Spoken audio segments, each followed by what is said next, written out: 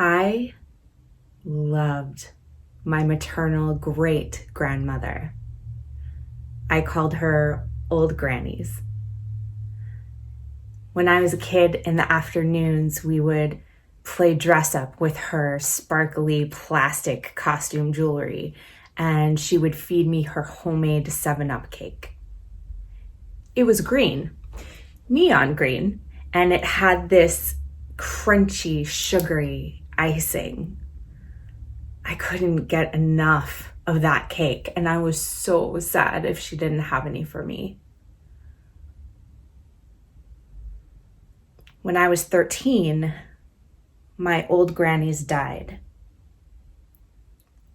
I wasn't allowed to be with her in her nursing home.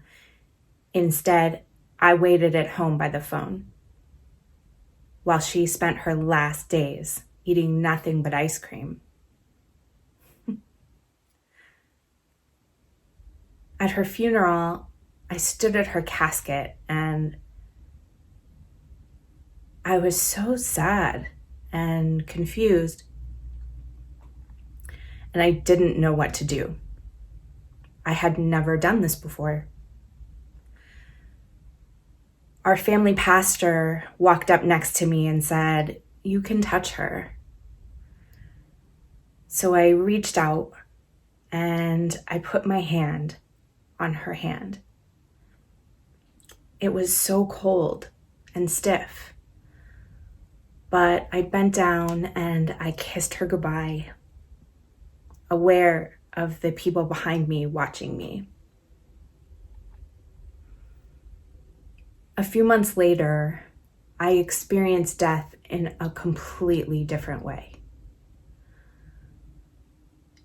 One morning in 8th grade, my friend Julia was killed in a car crash.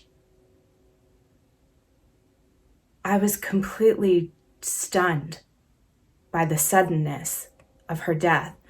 It was so violent that at her funeral, even though the casket was open, they had covered her face with her favorite baby blanket. I was so nervous and I didn't stop at the casket for very long. I ran up to the front of the church and sat down.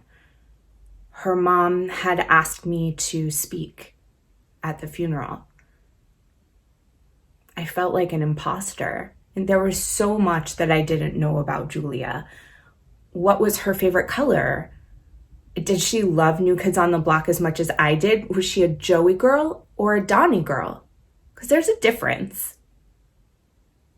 All I know and all I knew in that moment was that we were born on the same day. Her favorite song was From a Distance. And we were connected. Julia was buried across the lane from my old grannies, and throughout high school, more and more bodies were planted around them. With each funeral, I felt an uneasy void expanding inside me. So I took my grief and I put it in that void, and I carried it with me through college, and then to Los Angeles, and then to New York, keeping it locked inside, keeping my distance from a cemetery that I had come to hate.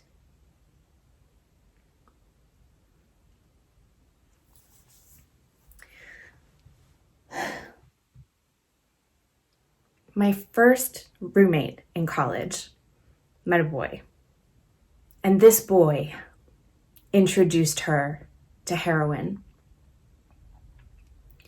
When she died of an overdose, I was so fucking angry.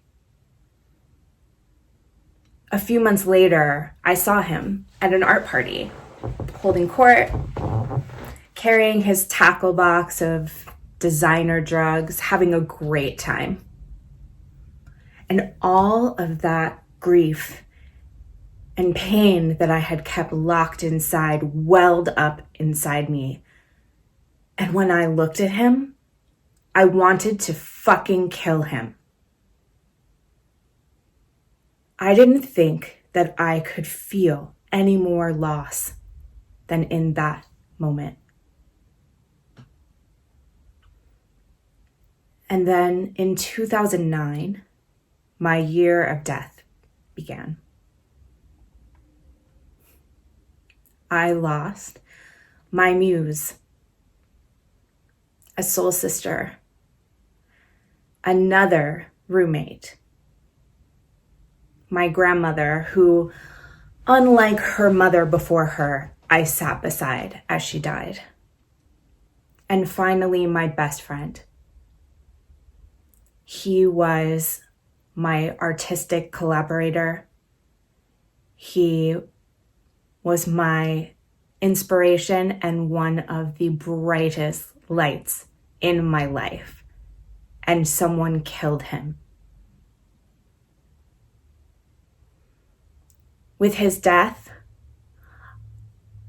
I realized that in 8 months, I had not been able to come up for air as each one died. I hadn't been able to grieve any of them, and I didn't even know how. So I drank to numb myself. I ignored my responsibilities to the point of getting evicted from my apartment because I didn't pay rent. Instead, I partied and ate really good food and dove into the glittery, confetti-filled life of a grown-up New Kids on the Block fangirl. It was the worst time of my life and the greatest. I experienced real moments of joy. I went to parties, I smiled in pictures, but on the inside, I was screaming. The depth of my despair was impossible for me to communicate to even my closest friends. But some could read it all over me. One person told me about a support group for people who had suffered traumatic loss, and that first meeting changed everything for me. I was finally able to say out loud, I am not okay.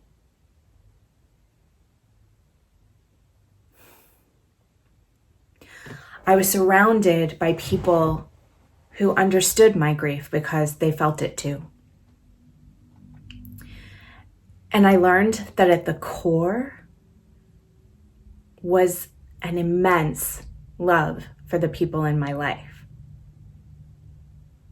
So when my papa died 7 years later, even though I still wasn't totally prepared for the pain that I felt, I let it flow. I threw my phone, I wailed, and I shook, and I sobbed myself to sleep in my partner's arms. I felt the depth of my grief, and I didn't run from it.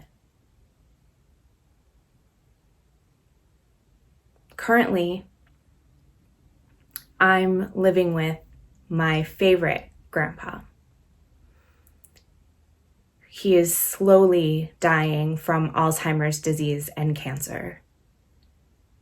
But despite his illnesses, he is really healthy.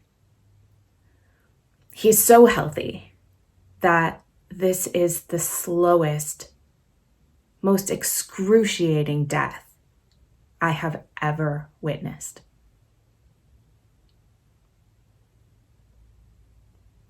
But I witness him every day. And I take care of him every day because I love him that much.